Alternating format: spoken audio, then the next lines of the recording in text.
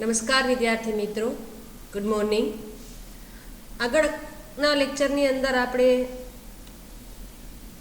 Information system એટલે શું, database એટલે શું, ડેટા મોડલ એટલે શું એની ચર્ચા કરી. ડેટા અને ઇન્ફોર્મેશનની માહિતી પણ આપણે મેળવી. હવે આપણે ડેટાબેઝ મેનેજમેન્ટ સિસ્ટમ એનો આજે આપણે અભ્યાસ કરીશું. હવે કમ્પ્યુટરીકરણ કરેલા ડેટાબેઝ એટલે કે કમ્પ્યુટરની અંદર જે સોફ્ટવેર આવે છે ડેટાબેઝનું, એની અંદર આપણે જે ડેટા ઉમેરીએ છીએ, સૌપ્રથમ એ ડેટાબેઝ બનાવવા માટે ડેટાબેઝને આપણે વ્યાખ્યાયિત કરવો પડે. વ્યાખ્યાયિત કરવું એટલે નવી ફાઇલ બનાવવી અને એને નામ આપી અને આપણે સંગ્રહ કરવો પડે. ત્યારબાદ ડેટાબેઝની રચના કરવી પડે. હવે ડેટાબેઝ તૈયાર કર્યા પછી ડેટાબેઝની અંદર માત્ર માહિતી એક વખત જ ઉમેરવાની નથી, પણ જેમ જેમ નવા વ્યવહારો થાય એમ એમ નવી જે કંઈ પણ માહિતી હોય એ આપણે ઉમેરતી જ આવી પડે. એટલે ડેટાબેઝમાં આજ સુધીની તાજી માહિતી તૈયાર રાખવા માટે કેટલીક મૂળભૂત પ્રક્રિયાઓ છે એ એટલી સરળતાથી નિયમિતપણે કરવામાં આવે તેવી અપેક્ષા રાખવામાં આવે. અહીંયા આપણને આપેલું છે કે ડેટાબેઝની અંદર કયા પ્રકારની પ્રક્રિયાઓ કરવી પડે. તો જો સૌથી પહેલાં છે કે જ્યારે કોઈ પણ વ્યવહાર થાય, ટ્રાન્ઝેક્શન થાય એટલે તરત જ એને ડેટાબેઝની અંદર ઉમેરવામાં આવે.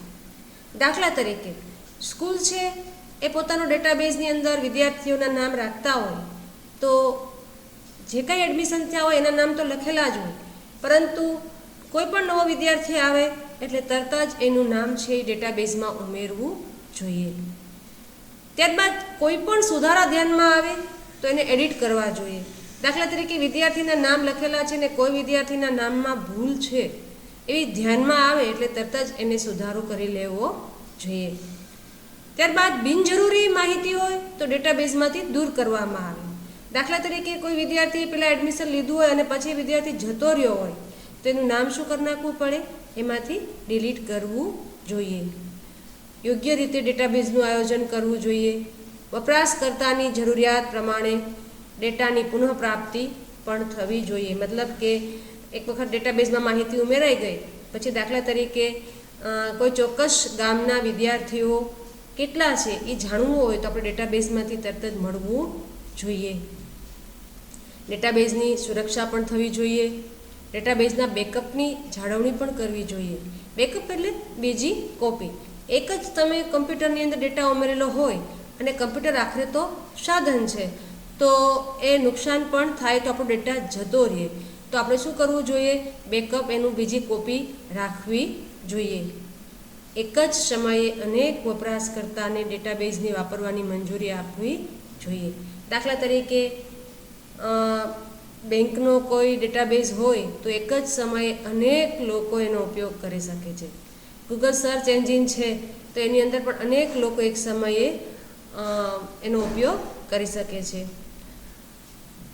બહુવિધ ભાષાઓમાં ડેટાનો સંગ્રહ કરવાની મંજૂરી આપવી જોઈએ અને બહુવિધ સ્થળોએ એટલે કે એકથી વધુ સ્થળોએ ડેટાનો સંગ્રહ કરવાની મંજૂરી પણ ડેટાબેઝ આપતો હોવો જોઈએ.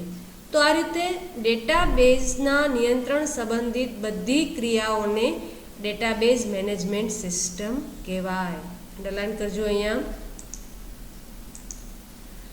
ડેટાબેઝના નિયંત્રણ સંબંધિત બધી ક્રિયાઓ ડેટાબેઝ મેનેજમેન્ટ સિસ્ટમ તરીકે ઓળખાય છે અને આ પ્રકારની તમામ કામગીરી કરવા માટેના વિશિષ્ટ સોફ્ટવેર આજે ઉપલબ્ધ છે.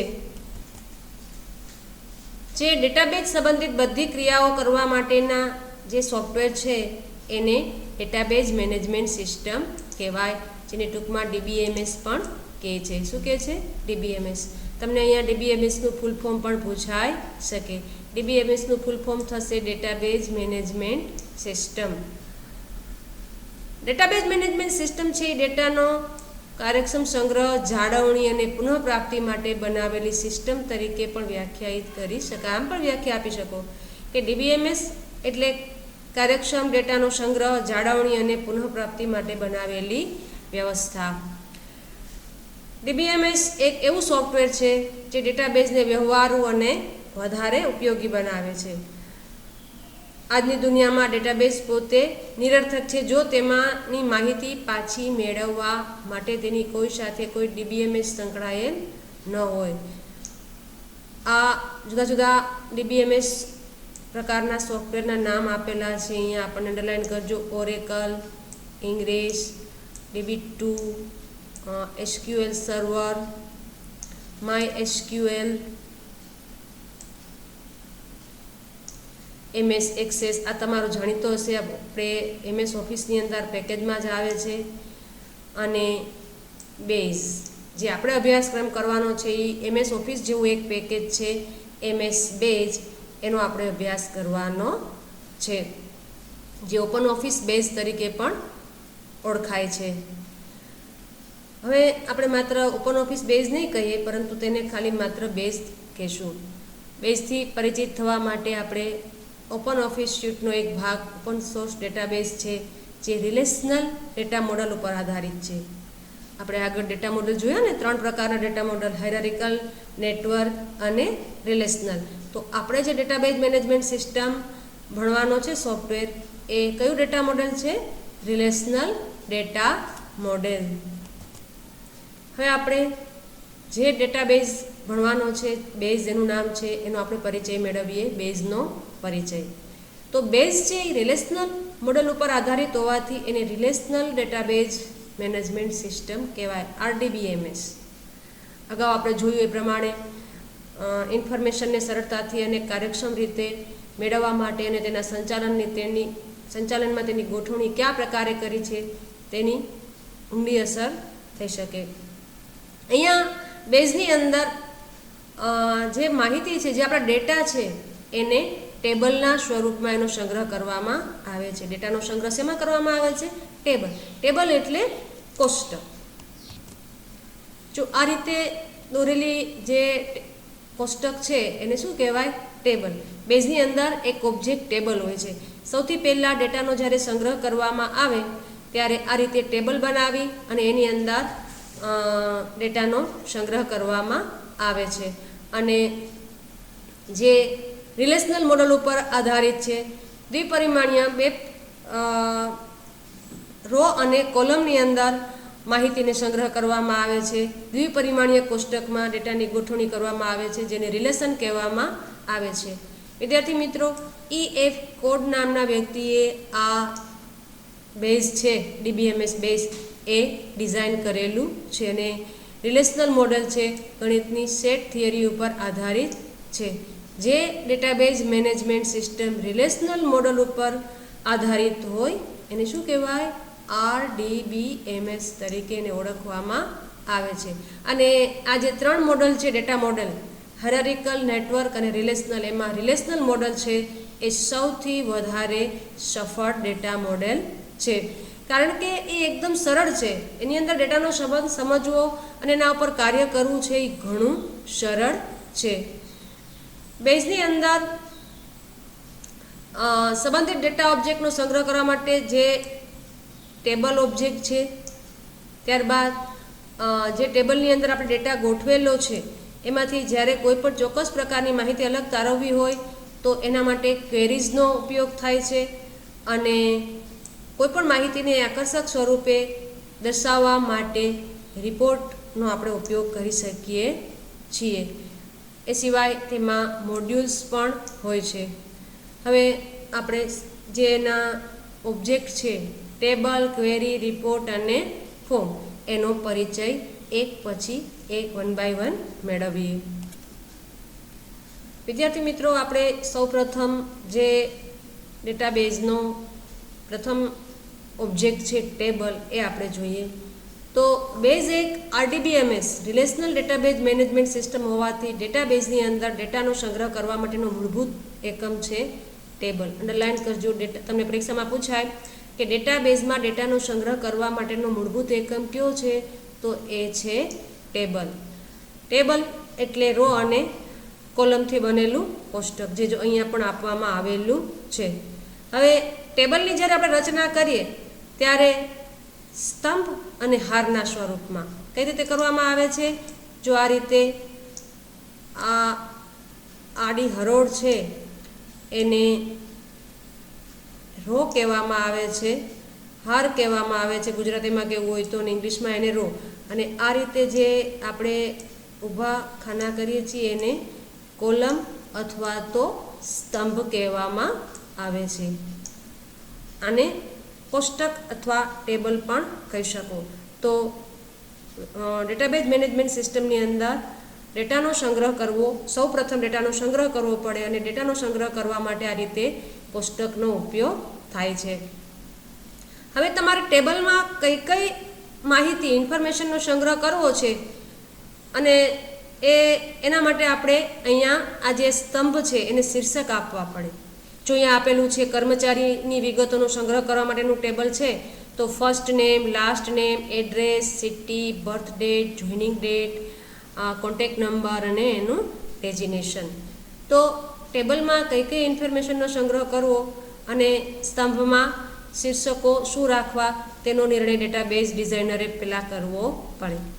હવે ત્યારબાદ સૌપ્રથમ તો કયા પ્રકારની માહિતી આપણે ડેટાબેઝમાં રાખવાની છે, તો ડેટાબેઝની એન્ટિટીઝ નક્કી કરવી પડે. એટલે કે કઈ માહિતી ડેટાબેઝમાં રાખવાની છે. એન્ટિટી એટલે વાસ્તવિક દુનિયાના ઓબ્જેક્ટ. દાખલા તરીકે કોઈ ધંધાકીય એકમનું ડેટાબેઝ આપણે બનાવતા હોય તો એની અંદર કર્મચારીની વિગતોનો સંગ્રહ કરવા માટે કર્મચારીનું ટેબલ બનાવવું પડે. આપણે જે વસ્તુ વેચીએ છીએ એના સપ્લાયર, એ આપણે કોની પાસેથી ખરીદશું એટલે કે સપ્લાયર, તો સપ્લાયરની માહિતી માટેનું અલગ ટેબલ બનાવવું પડે. આપણે કઈ વસ્તુ વેચીએ છીએ તો એ વસ્તુ માટેનું અલગ ટેબલ આપણે બનાવવું પડે.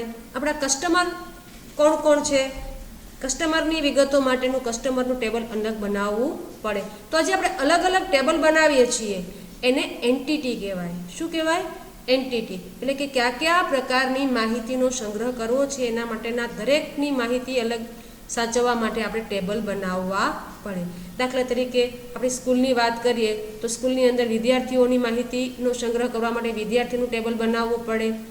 ટીચર્સની માહિતી માટે ટીચર્સનું અલગ ટેબલ બનાવવું પડે.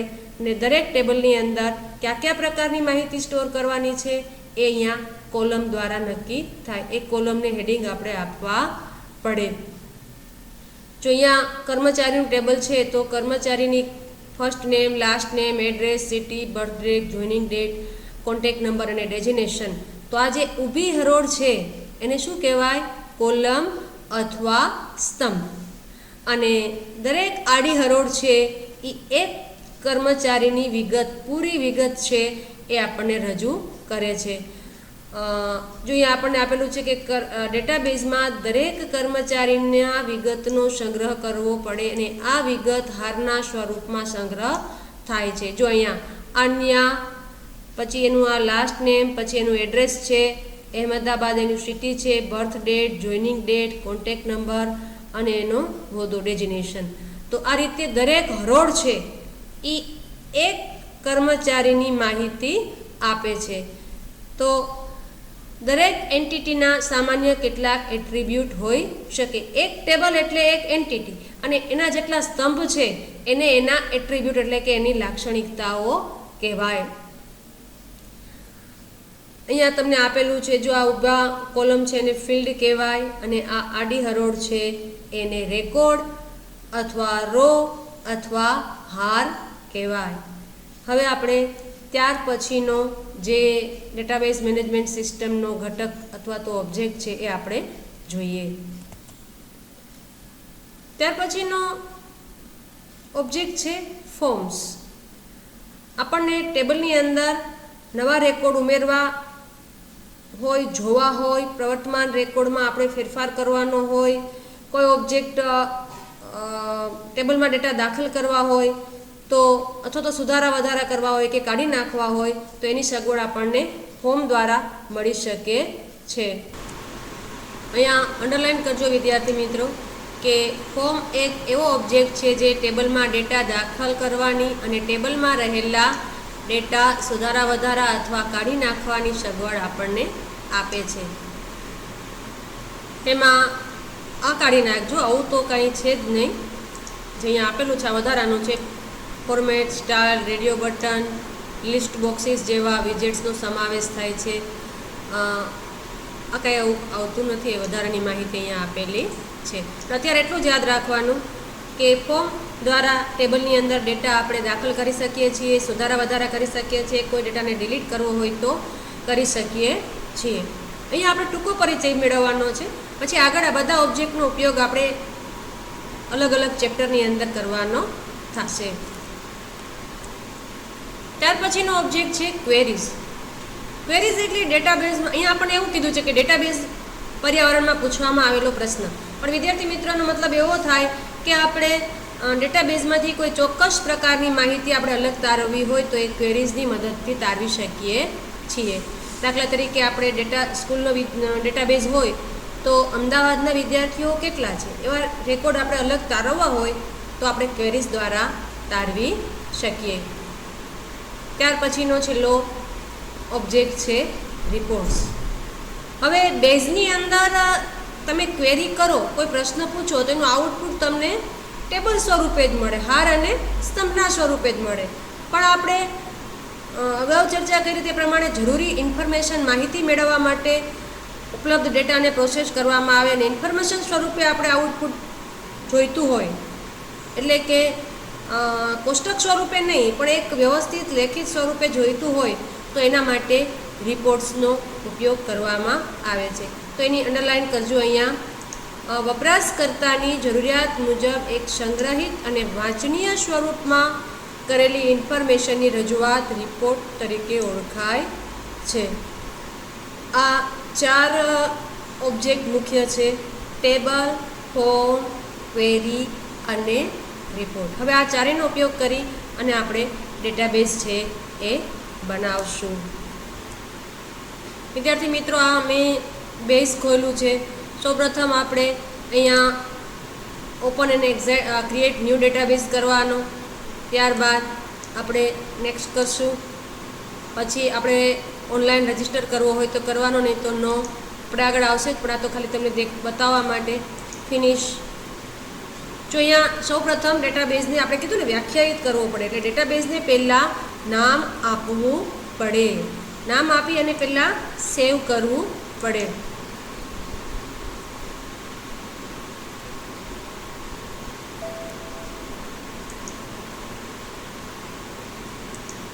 જો અહીંયા વિદ્યાર્થી મિત્રો આપણે જે કીધું કે 4 ઓબ્જેક્ટ છે, ટેબલ, ક્વેરી, ફોર્મ અને રિપોર્ટ, એનો આપણે આગળ ઉપયોગ કરી અને ડેટાબેઝ બનાવશું. જેમાં ડેટાનો સંગ્રહ કરવા માટે ટેબલનો ઉપયોગ થાય, ડેટાબેઝમાં રહેલી માહિતી, ચોક્કસ પ્રકારની માહિતી અલગ તારવવા માટે ક્વેરીઝનો ઉપયોગ થાય, ડેટાબેઝની અંદર નવા ડેટા ઉમેરવા, જોવા, સુધારવા કે ડિલીટ કરવા માટે ફોર્મનો ઉપયોગ થાય અને તારવેલી માહિતીને વ્યવસ્થિત વાંચનીય સ્વરૂપે દર્શાવવા માટે રિપોર્ટનો ઉપયોગ થાય. ધન્યવાદ.